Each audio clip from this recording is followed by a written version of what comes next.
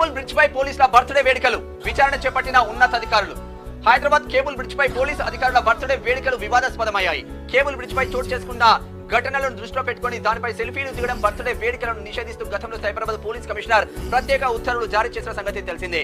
ఈ క్రమంలో cable bridge పై Madhapur CI Mallesham, Patancheru traffic CI Shravan, Rajendra Nagar CCS CI Sanjay ముగ్గురు కలిసి బర్త్డే వేడుకలు నిర్వహిస్తున్న ఫోటోలు సోషల్ మీడియాలో వైరల్ అవుతున్నాయి. దీంతో రూల్స్ సామాన్యులకైనా పోలీసులకు పట్టవా అంటూ నెటిజన్లు కామెంట్లు చేస్తున్నారు. విషయం ఉన్నతాధికారుల దృష్టికి వెళ్లడంతో మాదాపూర్ డీసీపీ విచారణ చేపట్టారు. ఈ వివాదంపై సీఎం మల్లేష్ స్పందించారు. తాను కేబుల్ బ్రిడ్జ్ ఫుట్పాత్ పైనే బర్త్డే వేడుకల్లో పాల్గొన్నానని స్పష్టం చేశారు. బ్రిడ్జ్ పై వాహనాలు ఆపి పుట్టినరోజు చేయలేదని, తాను నిబంధనలు ఉల్లంఘించలేదని వివరణ ఇచ్చుకున్నారు.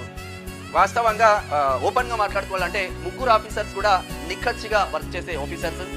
శ్రవణ్ సార్ అయితే నాకు పర్సనల్ గా తెలుసు. నార్మల్ గా ఇప్పుడు ఉప్పల్ సిఐగా పనిచేసిపోయిండు ఆఫీస్ దగ్గర.